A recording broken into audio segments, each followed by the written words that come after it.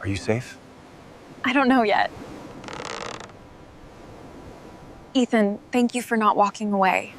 No one here belongs to you. You don't know her like I do. Come back and we can fix this. I don't belong to you. Not anymore. It's over. The first time Ethan saw her, he felt something stop inside him, like a door quietly closing, locking out the world. He didn't know her name, only that she stood alone on the old wooden pier in Crescent Bay, staring at the water as if it held every answer she'd ever needed. She looked too young to carry that much sadness, too graceful to belong to such a quiet town. He had driven to the pier to clear his mind after another long day of work, another night alone in his empty house. At 42, he learned how to live with silence, but tonight it felt heavier than usual. Maybe that's why he noticed her. She didn't see him at first. She was hugging her arms against the wind, her long dark hair blowing across her face. Something about the way she stood there made him feel protective, even though she was a stranger. When she finally turned, her eyes landed on him. Big, soft, uncertain. For a moment, neither of them moved. Then she whispered something he almost didn't catch. Come closer. Her voice was gentle, but there was something behind it, something that pulled him forward before he could think.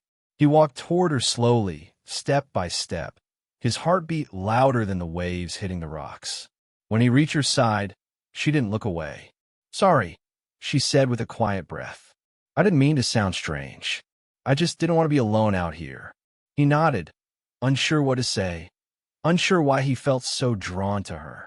It's fine. I get that. She smiled, a small, tired smile that made his chest tighten. I'm Lily, she said. I'm 24. I just moved here yesterday. Ethan felt the age gap settle between them like a quiet, invisible line, but she didn't seem bothered by it. He introduced himself, and she repeated his name softly, as if trying it out. For a long moment, they just listened to the ocean. The wind was cool, and the sky was turning a soft orange over the water. It should have been peaceful, but Ethan could sense something restless in her, something she was trying hard to hide. You look like you're carrying the whole world on your shoulders, he said gently. She looked down at the water.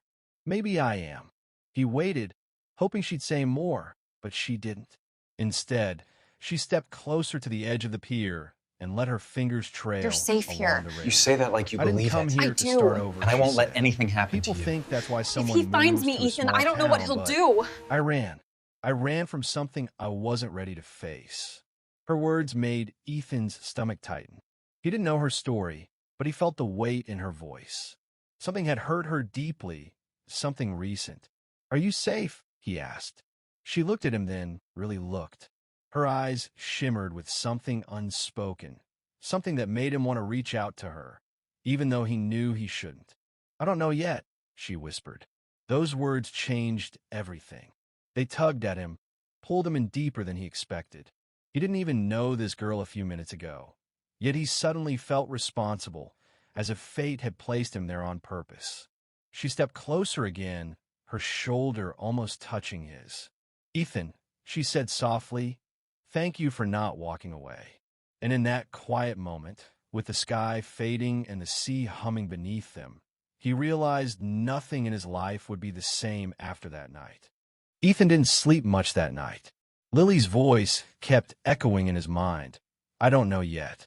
No matter how he tried to shake it off, the heaviness in her words clung to him. By morning, he found himself driving toward the pier again, hoping he wasn't being foolish, hoping she was safe. But she wasn't there. The wind was stronger today, pushing waves hard against the posts. Ethan stood alone, staring at the empty stretch where she had stood the night before, wondering why the absence of a stranger suddenly felt so sharp. Just as he turned to leave, he heard someone call his name. Ethan! He spun around and saw Lily rushing toward him. She was wearing a loose gray sweatshirt, her hair pulled into a messy ponytail. She looked tired, more tired than yesterday. But when she reached him, she tried to smile. You came back, she said, catching her breath. I was hoping you would too, he admitted. Lily tucked her hands into her sleeves. Last night meant more to me than you probably realize. He waited, giving her room to speak, but she only looked out toward the water. Her shoulders trembled slightly, not from the cold, but from something inside her. "Do you want coffee?" he asked gently. "There's a small place just up the road." She hesitated for a moment, then nodded. They walked side by side to a quiet cafe at the corner of Harbor Street. The morning crowd was small, mostly locals who nodded at Ethan as they passed. He held the door open for her, and she stepped in with a soft thank you. Inside, they sat at a small table near the window. Lily wrapped her hands around the warm cup, but she didn't drink. She seemed lost in her thoughts, gathering courage. Finally, she spoke. "I didn't tell you the whole truth," she said, "about why I'm here." Ethan stayed quiet, letting her set the pace. "There was someone in Seattle," she continued. "Someone I trusted. Someone older. It started off good. Then it became something else. Something unhealthy. I kept trying to leave, but he always found a way to pull me back." Her voice wavered, but she didn't cry. It was the strength in her tone that broke Ethan's heart the most. "Yesterday," she said, "I told him I was leaving for good. I packed what I could and drove all night to get here. But I don't know if he'll actually let me go." Ethan felt a surge of anger he didn't expect. "Is he dangerous?" She nodded slowly. "Not in a way that leaves marks. But he knows exactly how to scare me." Ethan leaned forward, voice steady. "You're safe here." Lily looked up, her eyes shining. "You say that like you believe it." "I do," he said. "And I won't let anything happen to you." A quiet silence settled between them, one filled with something fragile and new. Lily reached across the table, her fingers brushing his hand. The touch was small, but it sent warmth racing up his arm. "I haven't felt safe around anyone in a long time," she whispered. "But with you, I don't feel like I'm running anymore." Ethan swallowed hard, feeling something shift between them, something neither of them had expected. Before he could speak, the bell on the door jingled. Lily flinched so suddenly that her cup trembled in her hands. Ethan glanced toward the entrance, but it was only an older couple from town. Still, Lily's breath had gone shallow. "He might come here," she whispered. "He knows the places I love.